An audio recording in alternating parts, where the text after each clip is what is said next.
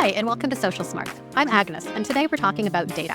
This is a pretty big topic, so we're going to divide it into 2 episodes. In this episode, we'll discuss what kinds of data your apps and devices collect and what the real product on social media is. Next week, we'll discuss additional data that websites collect and why all these companies want this data, why it's important, and what you can do to limit it. Let's get into it. What is social media's real product?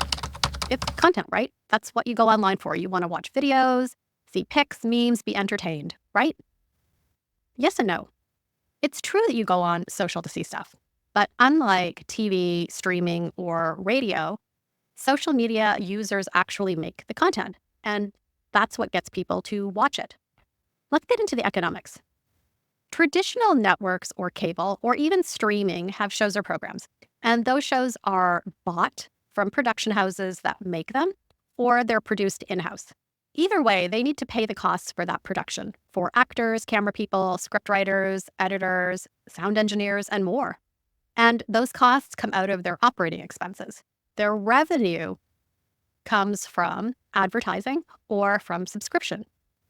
But the shows, the programs that are created, the content is the bait to get the audience that you need in order to sell the ads. And that's no different on social, except that the costs of production don't really exist in the same way because people like you are making the content. Just like regular television, that content that you produce is there to entice advertisers. And that means that you are the product on both ends. So knowing more about who you are, what you watch, like to engage with, and more helps them sell more ads and make more money. Social media companies collect a lot of information about you, and they're not alone. Your phone and nearly every place that you visit online is also tracking information. Let's break it down into 3 main categories: in-app, on-device, and cross-platform. Starting with in-app. This is information that you provide just by signing up. Typically, you give them personal details like your full name, your birthday, your username, phone number, and email, which is often used for multi-factor authentication. But social media companies don't stop with these basics. They also collect things like your language preferences, your IP address, the payment information if you're buying something online through the app. And beyond that, they track your activity within the app. So they know if you click on ads, make purchases, or follow a link to another site. And they can access your contact list if you select it. They can see who your friends are and track the content that you like, the photos and videos that you share, and even have access to your camera, microphone, chats, comments, and search history. They monitor how much time you spend in-app and what times you're active, and even where you are through the GPS on your phone's location settings. It doesn't stop there. If you give them permission, they can see what websites you visit when you're off-platform as well. Every swipe, tap, pause counts. Imagine writing down everything that you do in a day. What you like, where you go, who you talk to, what you eat. That's essentially what these companies do with your data. With short-form content on platforms like TikTok, Snap, Instagram, and Facebook, they get tons of data in a very short time. If you're watching 20-second videos, that's 3 per minute, or 180 per hour. That's a lot of information to analyze. By studying what you engage with and who you engage with, they're building a profile of who you are, what you like, who you interact with, as well as what they're watching. And this helps them predict what you may be interested in, even what products you might want to buy. And by looking at your friends, your geographic location, and the things happening in your area, what those people are looking at and watching or engaging with, they can figure out common interests within your community. All of this information is used to target you specifically. Unlike TV, streaming, or radio, your online experience is highly personalized because it's connected to your username and your activity. Moving on to your device. Have you ever wondered just how much your phone knows about you? Your phone isn't just a tool for texting and surfing. It's like a super spy in your pocket. It collects tons of information about you without you realizing it.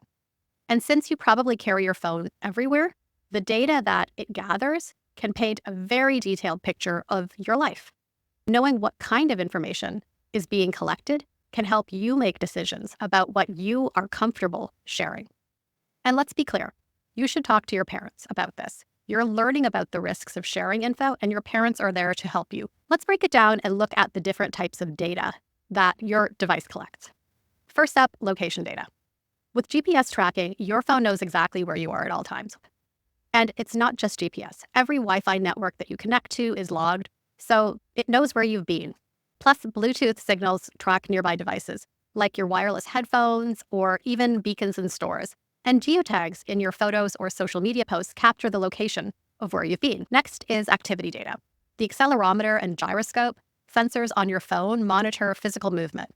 So this counts your steps, tracks whether you've been walking or running or even cycling, and can measure speed and elevation changes. Beyond that, your phone logs screen time, tracking how much time you spend on individual apps and websites, and it notices your app usage patterns, like which apps you have open, when, for how long. And some phones also track your sleep, either using built-in sensors or data from wearables or IoT devices. Then there's communication data. Every call you make and receive, the numbers and duration are recorded. Text messages and chat histories have backups that are stored, even if you delete them on the surface.